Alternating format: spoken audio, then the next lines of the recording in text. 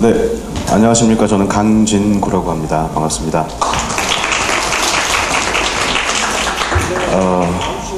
간단하게 소개를 드리면요. 저희 회사 이름을 들어보신 분이 거의 없을 테니까 저는 원래 전공은 작곡입니다.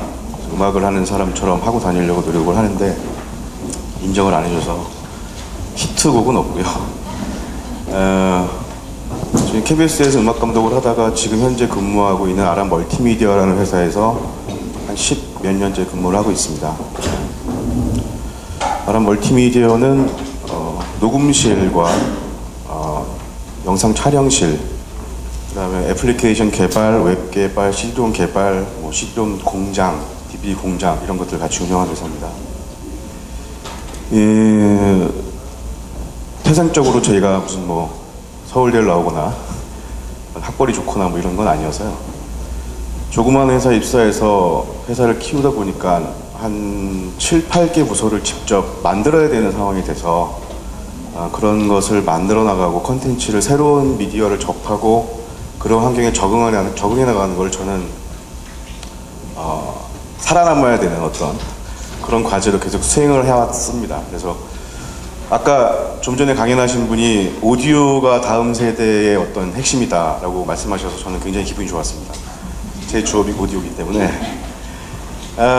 근데 오늘은 동영상 콘텐츠의 현재와 미래에 대해서 얘기를 하게 됐습니다. UX 관점에서 보는 동영상 콘텐츠라는 부제를 달았는데요. 향간에 요새 얘기 나오고 있는 그 UX라는 게 과연 뭔지, 여기 오신 분들은 아마 기본적으로 어느 정도 이상의 지식은 가지고 오셨을 거라고 믿습니다. 당연히. 근데 오히려 제가 아마 여러분들보다 UX라는 관점에 대해서 잘 모르는 사람일 수도 있을 거라는 생각이 듭니다. 그래서 제가 가진 여러 가지 경험들을 기반으로 해서 오늘 강연을 해보도록 하겠습니다.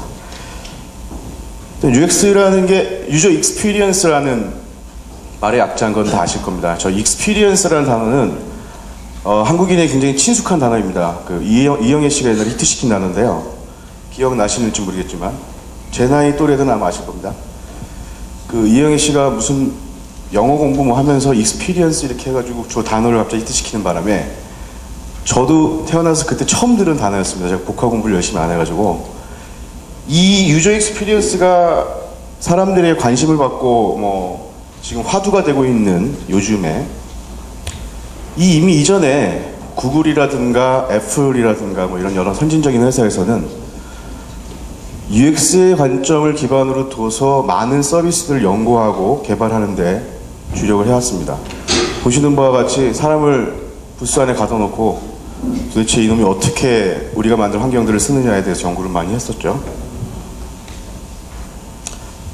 제가 보는 관점에서 일단 UI라는 것에 UX가 적용되는 방법이 두 군데가 있다고 생각합니다. 일단 프리 UI, 즉 어떤 일이 벌어지기 이전에 먼저 작용되어야 되는 UX의 관점인데요.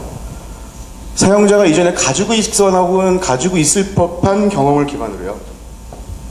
어떻게 하면 보다 쉽고 직관적이면서 만족도가 높은 인터랙션을 제공할까라는 고민을 아마 많이 하실 겁니다. 여기 개발자도 계실 테고. 이 사용자 이용 환경이나 사용자의 경험을 기반으로 한 사용자의 경험을 또 배려한 UI 설계를 하는 게 사실은 이 프리 UX의 관점의 목표라고 볼 수 있습니다. 결국 이래서 UX를 적용하게 되는데요. 그 적용의 결과는 어쨌든 UI입니다. 이전에 많은 화두에서 UI들은 대부분 문자 UI가 GUI로 바뀌고 그것이 애플의 혁신적인 사용자 경험을 기반한 설계 어쩌고저쩌고 지금은 UX가 적용된 새로운 UI 어쩌고저쩌고 나와서 얘기를 하는데 결국 UX가 화두가 되기 이전까지의 UI의 어떤 고민의 결과물은 그냥 굿 디자인이었습니다. 저희가 통칭적으로 그냥 굿 디자인이라고 불렀죠. 사용하기 좋은 디자인, 좋은 환경. 이제 이러한 UX를 적용한 UI가 사용자가 이러한 접점을 경험한 이후의 행동에 대한 피드백을 받기 시작하고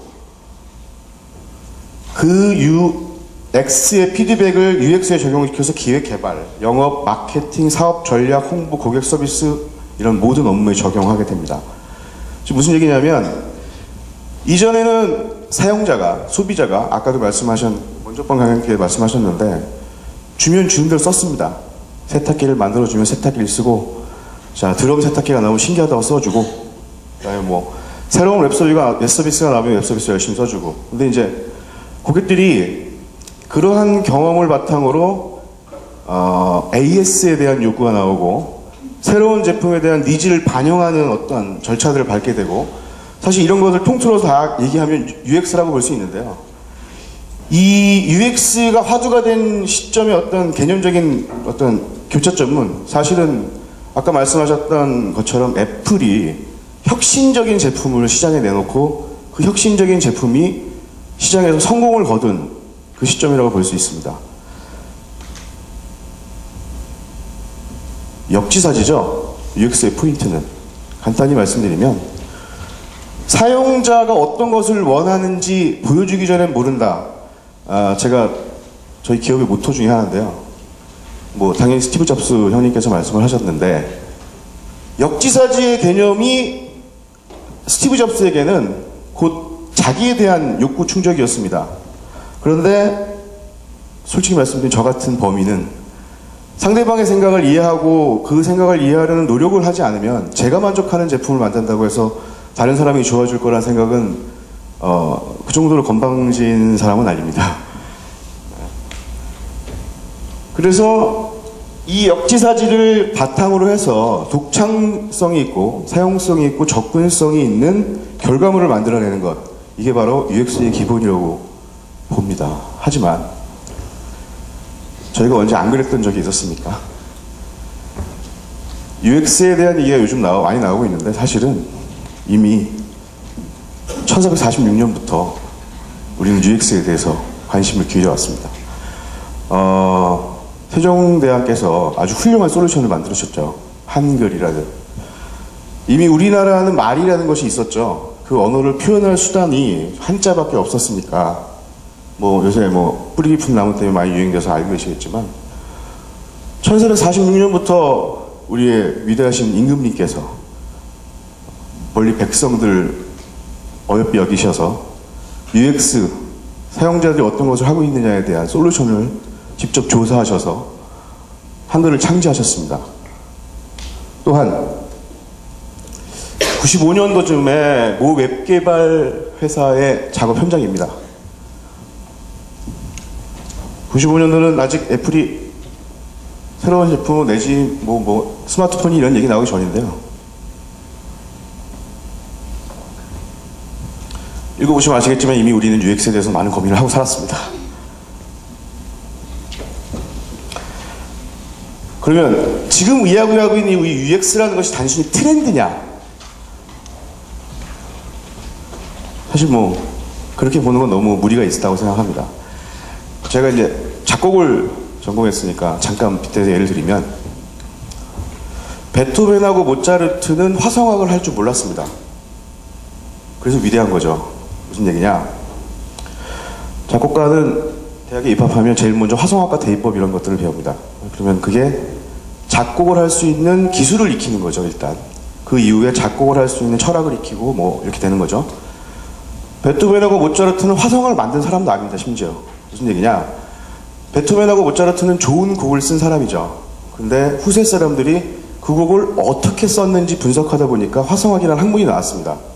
역시 마찬가지로 체계화된 매뉴얼로서의 UX 환경을 연구하다 보니, 즉 데이터가 쌓이고 그 데이터를 연구하다 보니 보다 깊이 있는 사용자 관점으로의 고민과 접근이 이루어지고 그것을 학문화하고 체계화한 게 바로 UX라는 관점에서의 지금 현재 나오고 있는 여러 책들이나 어떤 뭐 이론이라든가 저는 그렇게 지금 바라보고 있습니다. 간단하게 그 UX와 UI가 어떤 것인지 설명해주는 동영상을 한번 보시겠습니다. And eggs come from chickens. Then, when we venture back in time to establish how the first chicken laid the first egg, we get all confused figuring out where that chicken hatched from the previous egg before laying the first egg, to conclude that there was a chicken to lay the previous egg from the first egg that was laid by the first chicken. there is a direct correlation between the elucidation of the chicken and egg conundrum and the design of websites we like to use. Today we have a discipline called User Experience Design, which, just like BC, is abbreviated UX. UX design is the deliberate intent to make the experience of using a website enjoyable for you and me.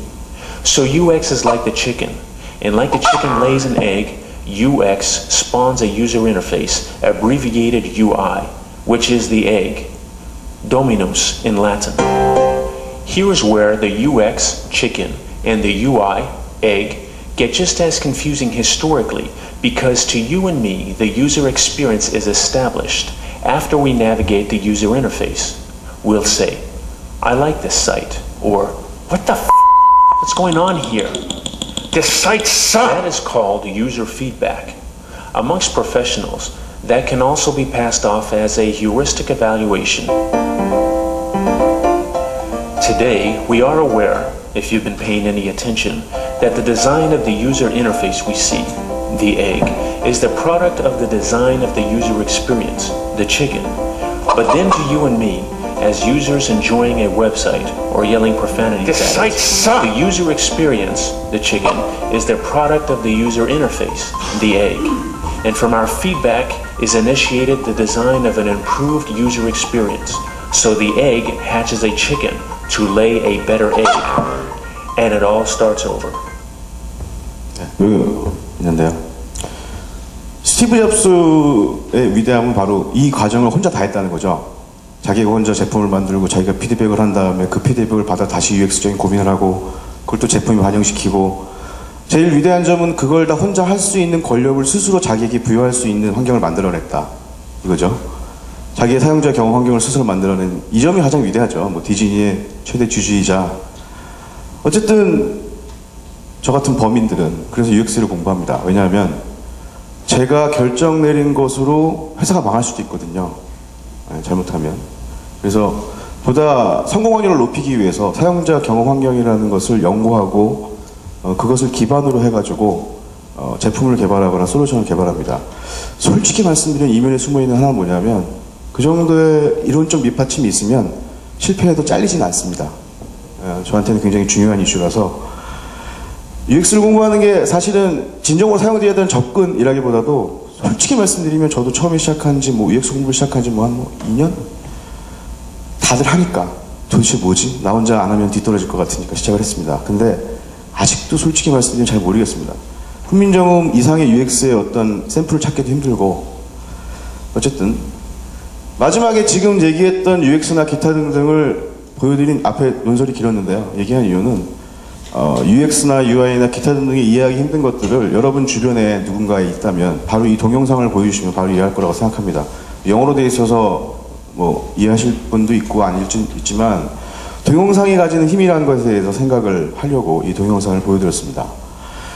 동영상이란 다 아시다시피 가장 구체적이고요, 가장 액티비티하고 효율적인 전달 수단입니다. 사전적이죠 너무. 이 동영상이 왜 그러냐 하면 사진과 동작과 사진을 이어붙여 동작을 만들죠. 사운드와 텍스트가 있기 때문입니다.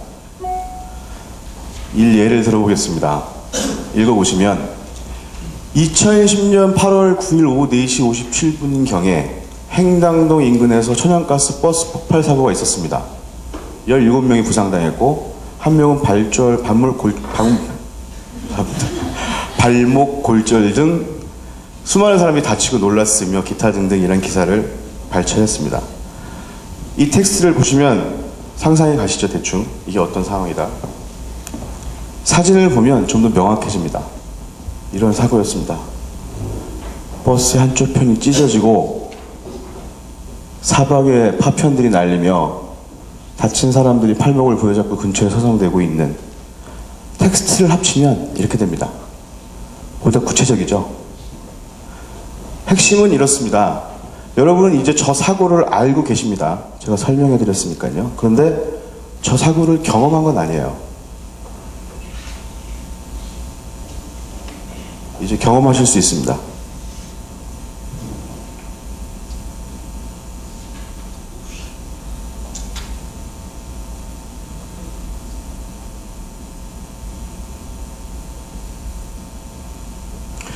근대적인 의미에서 이것은 동영상은 아닙니다.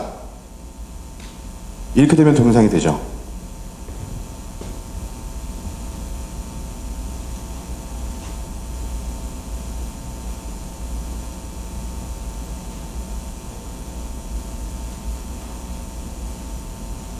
여기 이제 사운드와 해설에 들어가면 뉴스가 되는 거죠.